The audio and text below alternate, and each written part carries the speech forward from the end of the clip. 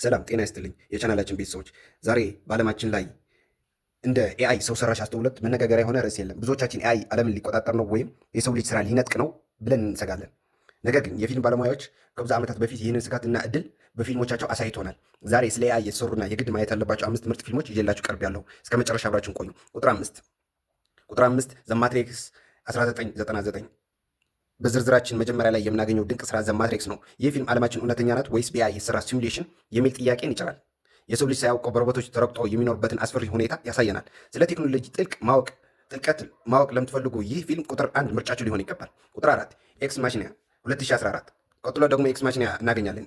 ፊልም የሚያጠነጥነው አንድ ወጣት ፕሮግራም አድራጊ አባ ከተባለች እጅግ ዘመናዊ ሮቦት ጋር በሚያደርገው የጥያቄና መልስ ፈተና ላይ ነው። ሮቦቶች እንደ ሰው ሊሰማቸው ይችላል፣ ሊያታልሉንስ ይችላሉ የሚለው በስነ ልቦና የታጀበ ታሪክ ያሳየናል። መጨረሻው ግን ማንም የማይገምተው ነው።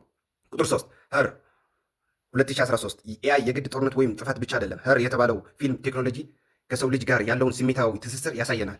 ዋናው ገጸ ባህሪ ሳማንታ ከተባለ የኮምፒውተር ኦፕሬቲንግ ሲስተም ጋር በፍቅር ይወድቃል። ይህ ፊልም ወደፊት ብቸኝነትን በኤአይ ለመሙላት የምናደርገው ጥረት ፍንጭ ይሰጠናል። ቁጥር 2 ዘ ተርሚኔተር 1984። ስለ ኤአይ ስናወራ ተርሚኔተርን መርሳት አይቻልም። ስካይኔት የተባለ የኤአይ መረብ ነፍስ ዘርቶ የሰው ልጅ ለማጥፋት ጦርነት ሲያውጅ የሚያሳይ ክላሲክ ፊልም ነው። ሮቦቶች ከቁጥጥር ውጭ ቢወጡ ምን ሊፈጠር እንደሚችል ማየት ከፈለጋችሁ ይህንን ፊልም ደግማችሁ ይዩት።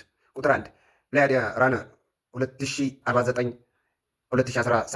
በመጨረሻም ብሌድ ራነር 2049። ይህ ፊልም ከምስል ውበቱ ባለፈ በጣም ጥልቅ የሆነ ፍልስፍና አለው። ሮቦቶች ሪፕሊካንትስ ትውስታ ቢኖራቸውና እንደ ሰው ማሰብ ቢጀምሩ በመካከላችን ያለው ልዩነት ምንድን ነው የሚለው ጥያቄ ያነሳል። በእርግጠኝነት አትጸጸቱበትም።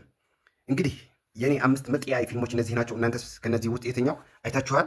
ወይም ደግሞ ዝርዝሩ ውስጥ መካተት የነበረበት የምትሉት ፊልም አለ ካለ ኮመንት ላይ ጻፉልኝ። ቪዲዮ ከወደዳችሁ ላይክ ማድረግ እንዳትረሱ። ለቻናሉ አዲስ ከሆናችሁ ደግሞ ሰብስክራይብ በማድረግ ቤተሰብ ሁኑ። በሚቀጥለው ቪዲዮ እስክንገናኝ ቸር ሰንብቱ።